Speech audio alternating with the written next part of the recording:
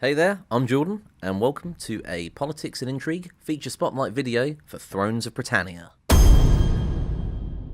Here we have raised a new army in reaction to a small rebellion in Windermere. Our new young general, Wolfston, however, has low loyalty from the start and might prove a liability to trust, leading a small localised force if not dealt with. Dealing with a problem character can be simple, or it can be very hard with huge repercussions. Using the intrigue panel, we see we actually have a plethora of options available to us as king in which to try and rectify the situation. Seeking a wife can be a good way to calm the situation at a relatively low cost, but doesn't necessarily guarantee to yield a positive or desired result. In which case, ruling with an iron fist may be better fit for you.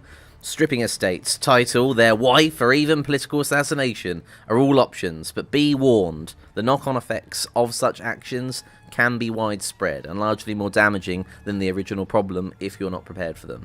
Here, we're going to try and secure Wolston's loyalty at the cost of 1,000 gold to the treasury.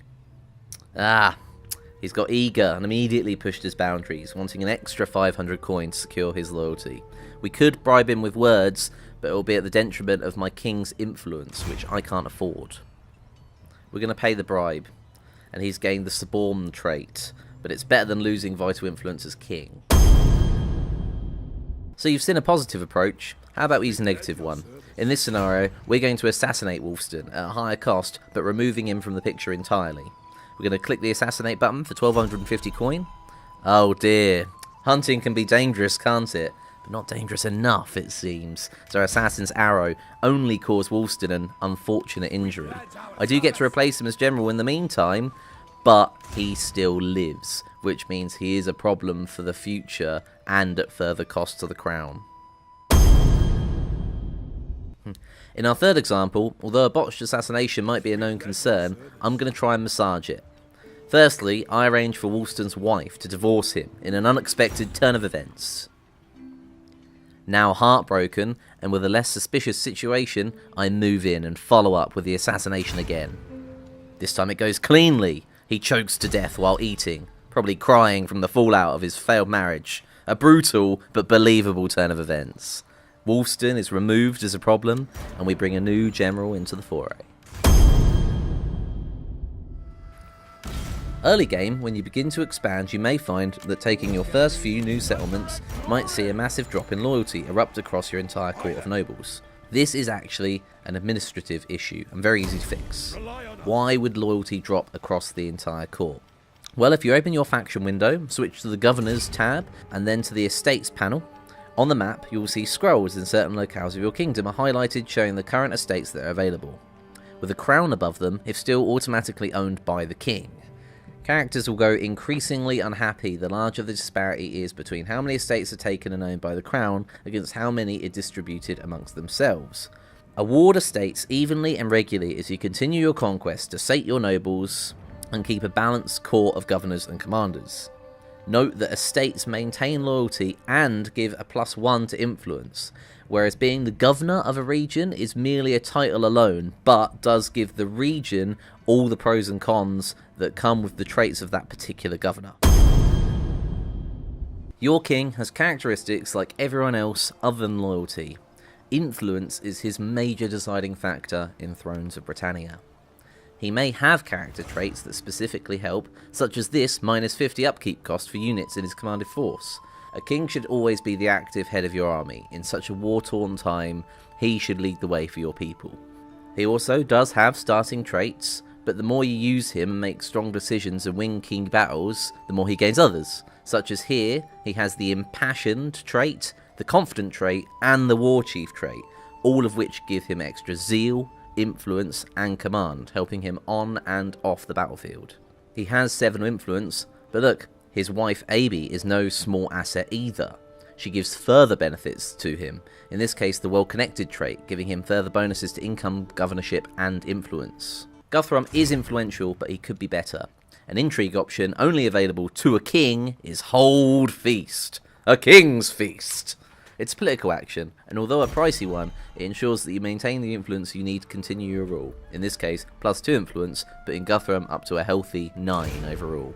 It could also help you in the situation that your influence is lowered as a negative effect to something and needs to be recovered quickly.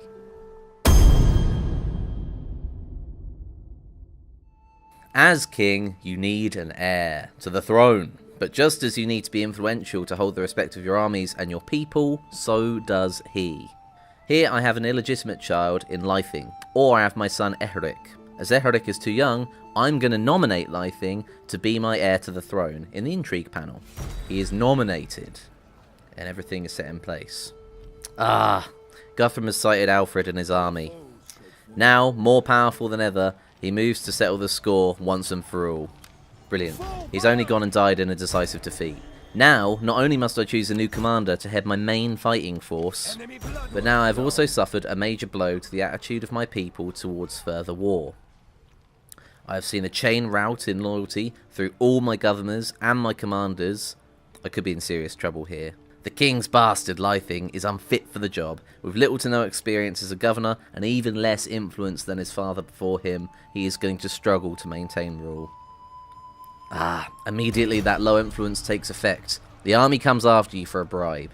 You can secure +3 influence for yourself at the steep cost of all troops being 20% more expensive to upkeep. Refuse, and the new young king hits 0 influence amidst already potential disaster. It doesn't matter anyway. The nation is in uproar about Guthrum's suicide. Marching into the jaws of the enemy, rebellion ensues across the entire land as 5 armies stand in civil war against you. The remainder of your nobles don't look best pleased either. Should have made Anlaf over their king. Probably would have gone a lot better. As king, you can take steps controlling the influence of those around you. Take Gunnar here. 7 influence, 7 loyalty, a 6-star general, and quintessential figurehead to my secondary army. Now Hingwar here. 9 influence, 6 loyalty, and a highly impassioned man and governor with 7 zeal. To try and ensure that Gunnar never sees fit to rise up against me as king if he continues to gain influence, I'm going to strip estates from him in the intrigue panel to lower his influence. Unsurprisingly, he sees little justification for this action and fights the charge. We fabricate a reason as to why, and to add further insult to injury, we're actually going to revoke his title in office as my king's captain and give it to the noble Carl instead. It's important to note that each office holds a triple buff for the noble it is assigned to, in this case +2 command influence and loyalty. Now Gunnar feels really hard done by. I end the turn, and in over-controlling Gunnar's influence, he's become disloyal, and further to that has gained the vengeful trait, and has began plotting against me.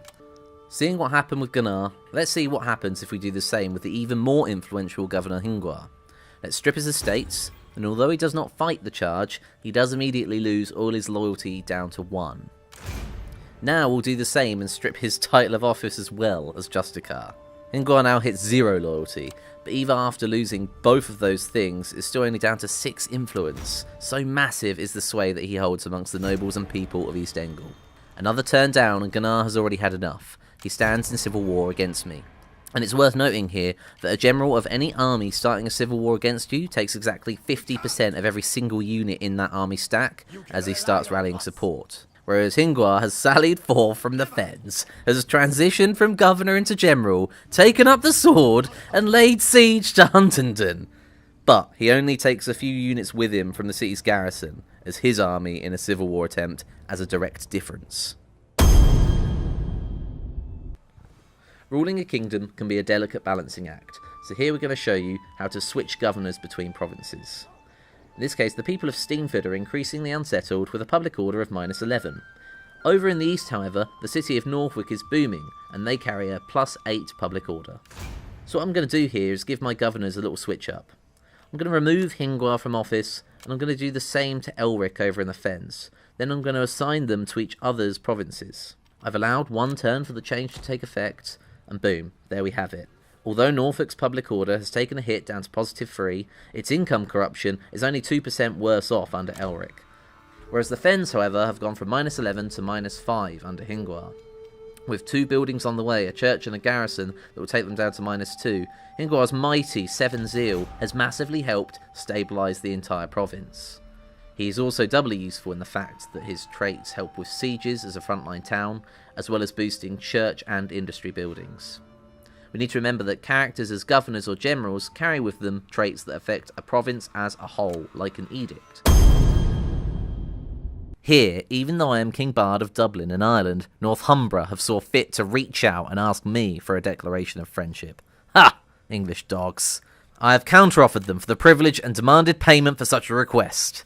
They only wish to leverage me being the third most powerful nation on the map in this scenario, and protect themselves for when I inevitably invade mainland Britannia.